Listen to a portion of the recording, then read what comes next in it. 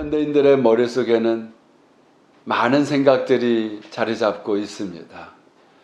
매일 정보의 홍수는 넘쳐나고 있고 또 어떻게 살아야 될 것인가에 대한 수단과 방법을 구가하느라고 정말 우리는 눈코 뜰 새 없이 머리에 복잡다단한 속에서 살아갈 수밖에 없습니다.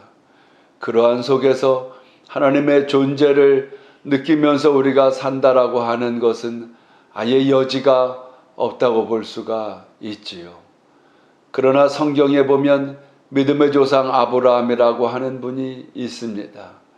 이 아브라함은 하나님께서 말씀한 곳 속에 재물을 쪼개어 놓고 제단 위에서 솔개들을 쫓아가면서 종일 그 재물을 지키는 모습을 보게 됩니다. 하나님의 명령을 통하여 순종해서 75세에 고향을 떠나서 하나님의 인도하시는 길에 살아가면서 아브라함은 과정이 하나님께 충실하게 살고자 했습니다. 그래서 이 창세기의 말씀의 15장에 보면 솔개를 쫓아낸 이 재물 위에 머금고 피냄새를 맡은 솔개가 재물 위에 내리자 그것을 쫓았다고 이야기를 합니다. 이것은 오늘날 예배에 대한 중요성을 이야기하는 겁니다. 하나님께 제사할 때에 우리의 마음의 중심과 또 우리의 태도에 대한 중요한 점들을 지적해 주고 있는 것이죠. 하나님께 예배드리는 것은 소중한 것입니다. 그러므로 우리의 중심이 이 혼란한 것들을 정리하게 되어지고 하나님 중심으로 살아가는데 오늘날은 AI라고 하는 것이 있고 여러 가지의 발전된 것들로 인해서 이제는 예술들도 음악이나 미술이나 이 모든 분야들이 사람을 대신해서 너무도 완벽한 길로 가고 있기 때문에 이 모든 질서가 무너진 듯한 이러한 세상에서 과연 앞으로도 지속적으로 하나님의 존재를 알고 그 하나님께 경배하며 예배하는 자들이 얼마나 될까 하는 세상에 살아가고 있습니다. 또 아브라함의 솔개를 쫓으면서 재물을 지켜갔던 이러한 그 모습들은 세상의 오염으로부터 자신을 지키려고 하는 것을, 하나님의 진리를 지키려고 하는 것을 소중하게 여겼다는 면을 볼 수가 있습니다. 하나님의 생명의 말씀인 성경의 66권을 왜곡하지 않고 더하지도 않고 빼지도 않고 그 진리를 지켜가면서 과연 누가 살아갈 수 있겠는가 하는 이러한 환경 세상들 속에서도 아브라함은 너무도 중요한 그 신앙의 중심을 우리에게 나타내주고 있을 뿐만 아니라 경건한 생활의 본이 되는 이러한 모습입니다. 그러나 그러한 아브라함도 창세기 16장에 가면 2절 말씀에 이렇게 나옵니다. 사레가 아브라함에게 이르되 여호와께서 내 출산을 허락하지 아니하셨으니 원하건대 내 여종에게 들어가라. 내가 곧 그로 말미암아 자녀를 얻을까 하노라 하매 아브라함이 사레의 말을 들으니라.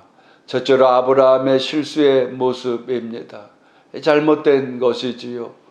가장으로서의 그 책무를 다하지 못하고 하나님께 주신 약속의 말씀을 끝까지 지키지 못하고 이방 여인 종을 통하여 부인의 권면을 듣고 그것을 따라가 이스마엘이라는 자녀를 낳게 되는데 이 단순한 잘못이 아니지요.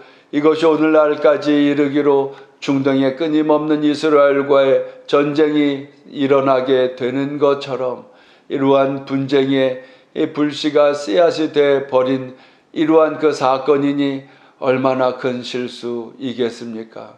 그도 그럴 것이 하나님께서 아브라함을 가나안으로 인도하시고 약속하신 말씀이 10년 동안도 이루어지지 않게 됩니다.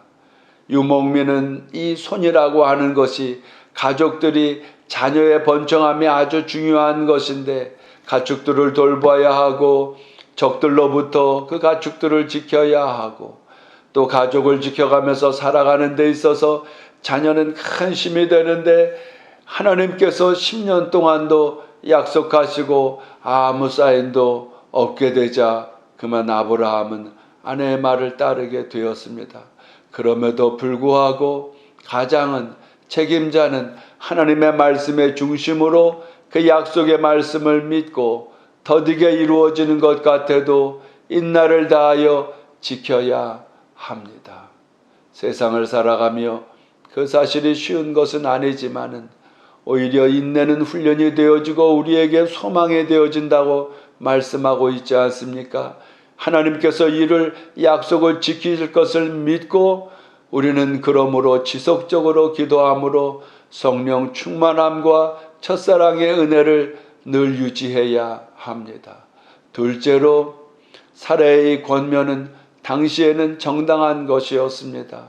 여인이 결혼을 하고 나서 2년 동안 태기가 없거나 자녀가 없게 되면 다른 여인을 통해서 자녀를 낳아서 유명민으로서의 살아갈 수 있도록 그 집안의 손들을 갖게 하는 것이 이 중요한 그 맹세의 서약과 같은 것이기 때문에 이 세상의 환경들 속에서 이러한 것은 정당한 권면이었지만은 그러나 믿음 안에 신앙 안에서는 하나님의 약속의 말씀으로 어떠한 것에도 타협을 하지 않고 지켜나아가는 가장으로서의 책임은 바로 거기에 있는 것입니다.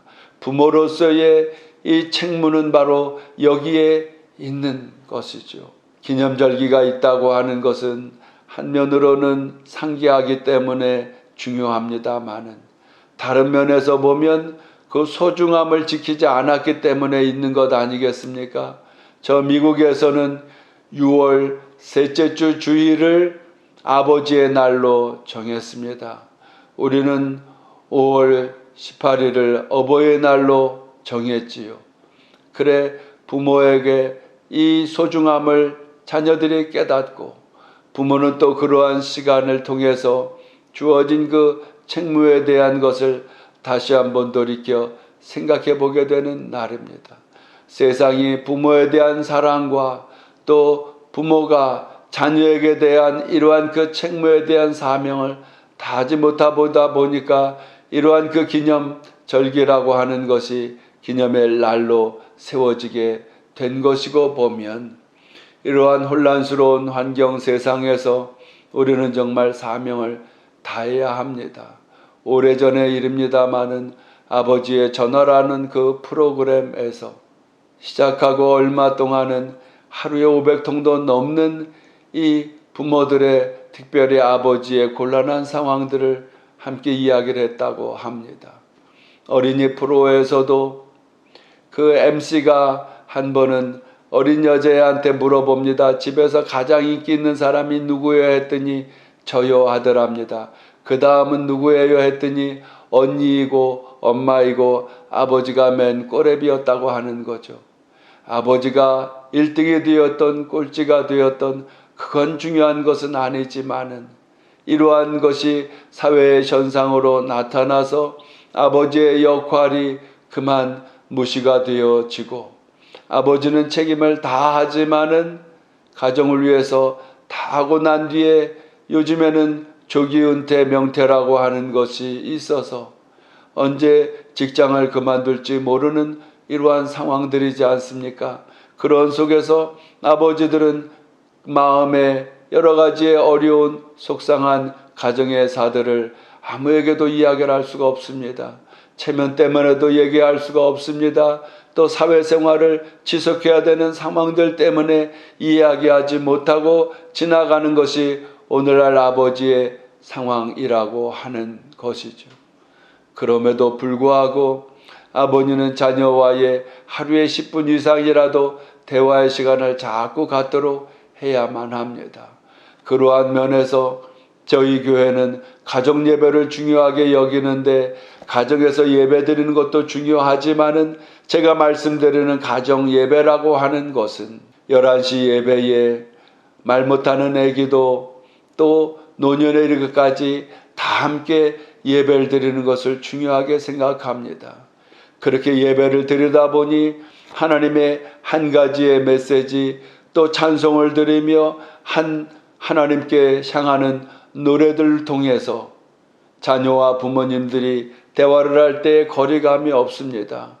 나라를 위한 정치적인 염려 속에 대화를 할 때에도 부딪힘이 없습니다. 왜? 성경이 말씀하시는 나라의 정체성을 명확하게 해주시기 때문에 그렇습니다.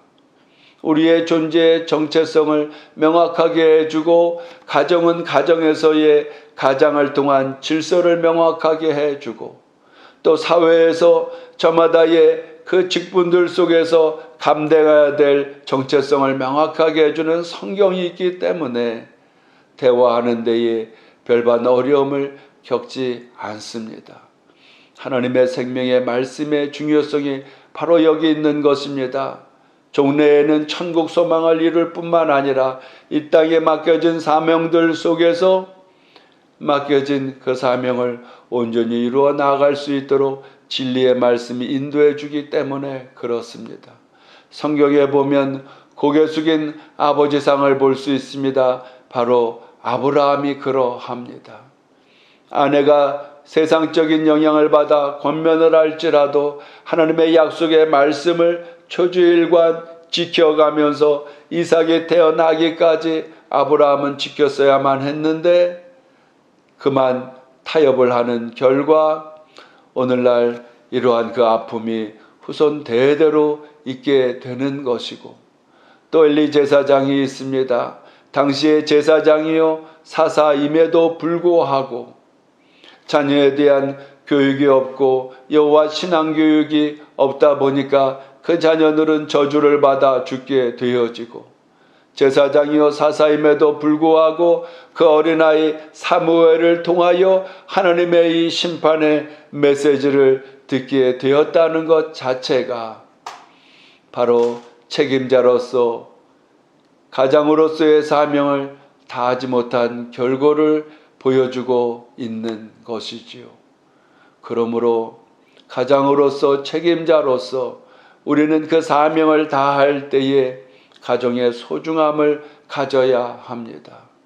고넬료는 언제고 그 가정 속에 가정의 보호를 위해 하나님의 일을 위해 헌신과 봉사의 아름다운 모습들을 보여줌으로 해서 그 가정의 자녀들이 스스로 보면서 교육이 되었지 않겠습니까?